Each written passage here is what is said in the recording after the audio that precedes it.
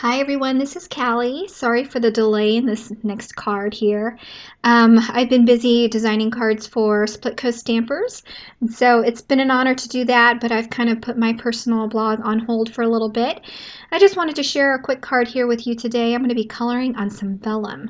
So I'm using a stamp set by Simon Says Stamp called Spring Flowers, and it's a really pretty set. And I've seen a lot of people do some really great things with this, so I just wanted to share my version of it with you. I'm going to be using the Misty, the Mini Misty actually, which I'm really excited about.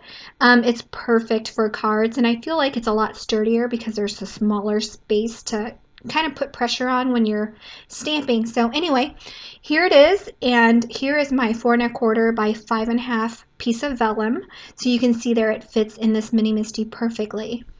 So I'm just going to arrange where I want my stamps to be. It does come with these 2 magnets as well and some grid paper like I showed you just a bit ago. And so I'm going to stamp that in Versamark ink, and I will be embossing this in white ink.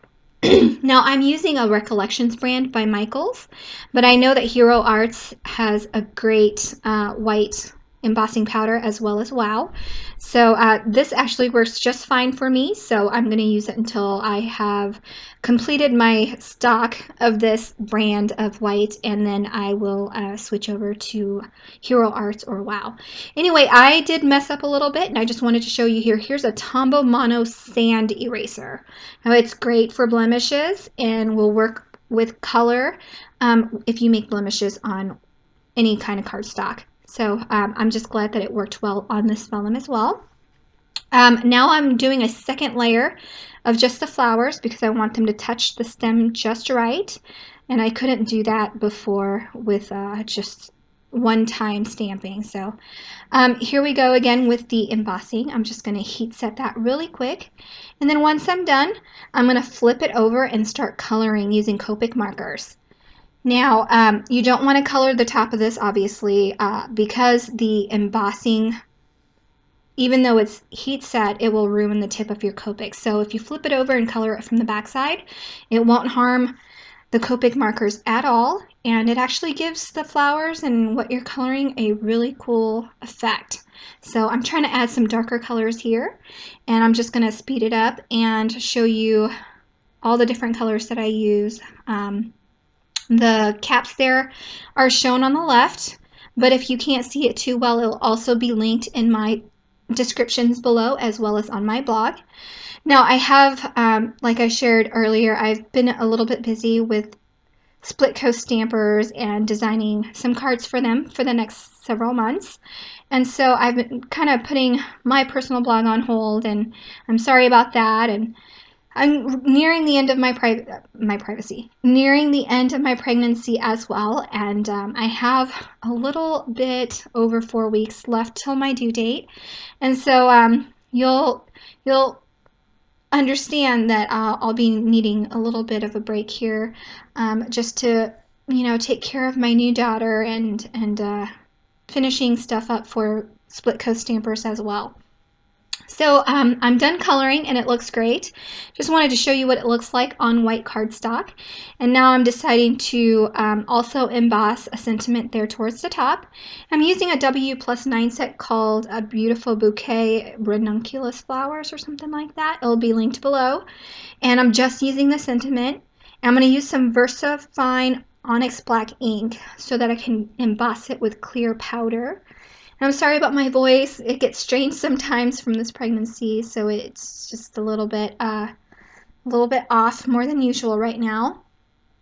So I'll stamp that, and I'm actually going to stamp it twice. I felt like it needed a little bit more ink on there towards the T on the top.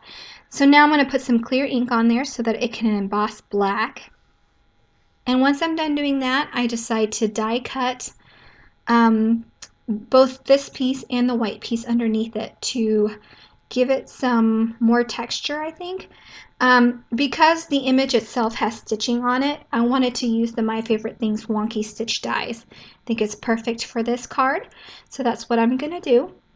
And I'll be running this through the Big Shot together with the white panel behind it. And in order to adhere the vellum piece to the white piece, I'm just going to use some mini multimedia matte glue. And at first, I was just going to apply it to the darker areas of the flowers and the leaves.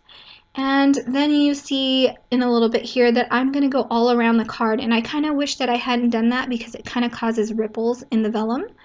And so if there was anything I would want to change about this card is that I wish I hadn't done that. Now I'm also going to add a few drops to the blank spots on this card because those are areas that I want to adhere some sequins later on. And now here's the part where I wish I hadn't done it, just going around the border just to make sure it sticks. So you can see the ripples starting to form. Where I plan on putting the sequins is okay, that it's a little bit rippled there, but around the card I wish that I hadn't done it. So I'm going to go ahead and adhere this to some pink Pure Away cardstock, and then I will add my sequins. I think in the past I've always added the sequins before I adhered it to my cardstock, but this time I just remembered and happened to think about it. So I skipped myself the trouble of having to wait until it dried or adhering the card base to the card front.